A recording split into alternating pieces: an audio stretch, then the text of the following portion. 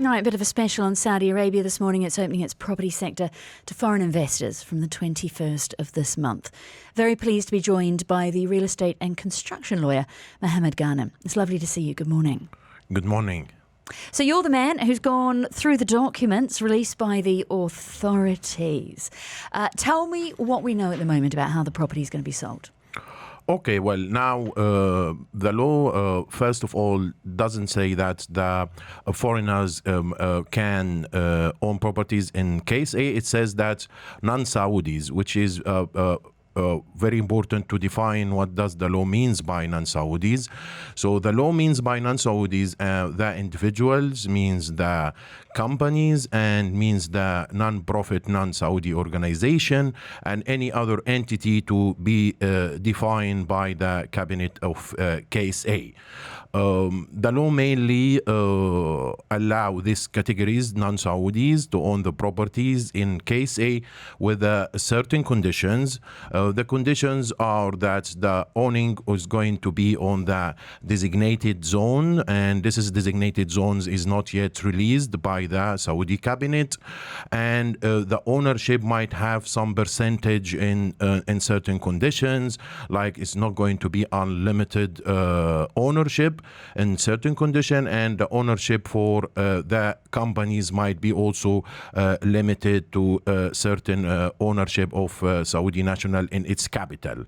So the law doesn't give a complete ownership for the foreigners at the moment as it is, and it would require more clarification in the executive regulations. Okay, because we've got a lot of towers going up at the moment. Dar Global building a couple of Trump residential towers. What does it mean for expats and the ability to own their own home?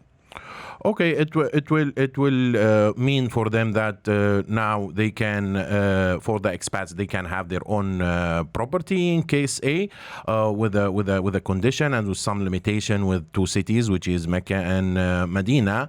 And the law, in addition to the designated zones for Saudi, for non-Saudi who has a residency in Case A, they can own one property for their house to be as their house.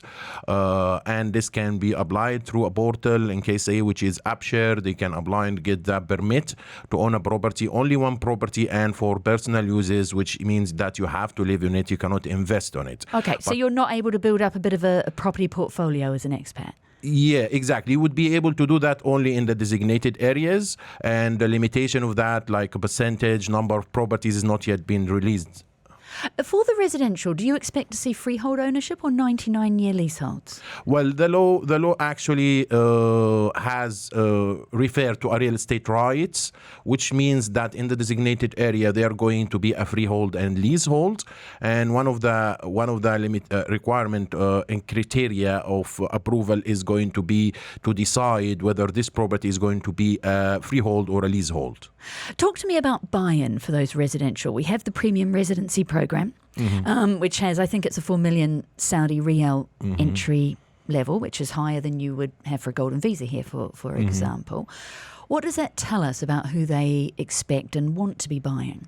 Well, for the premium residents and for the residents in general, as per the law says that's an exception from buying on the designated zones. I think the law is trying to achieve a more suitable situation for the people is they owning for their own use. So, for example, if the designated area is far from where they live and they want to have a property and they're working there and they have a permanent residency or they have a kind of residency in Case A, so the law wants to give them the chance to own a property in the country for their residency. And same for the companies, the law would allow them to own the property also outside of the designated areas in case they needed to use as their business address or they needed to use as an accommodation for their employees. What are you waiting to hear now? What do we still need to know in terms of details and see set up in terms of regulation and governance around this? What mainly we are waiting for is what the law has called the geographic zone document, which is going to be released by the cabinet. This is going to exactly make more clearance regarding which areas the country is targeting to attract this foreign investors to it. And in terms of what foreign investors will want to see set up for regulation, legislation, governance? There have not yet been any law released regarding a specific requirement, for example, for development and to register as a developer, as a foreign developer in case A, because one of the main things the law is targeting is to attract actually a new investment in real estate sector, which include an international developers who will come to case A and start their own projects. So the law has to clarify exactly, or should be a specific law related to the foreign investment in real estate sector.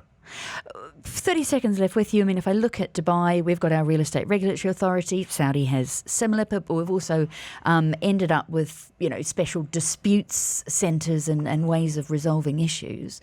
What will be needed for the comfort level around expat investment in Saudi? It seems at the moment, as they are in the early stage of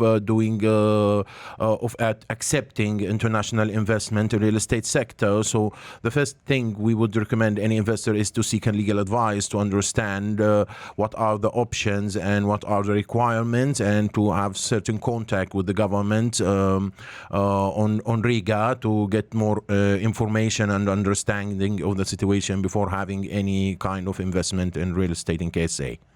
Mohammed Ghanem, a real estate and construction lawyer, talking to us about what we know and what we're still waiting to hear when it comes to the opening up of the Saudi property sector from the 21st of this month. Thank you for your time. Thank you, Brandy. Thank you for having me today.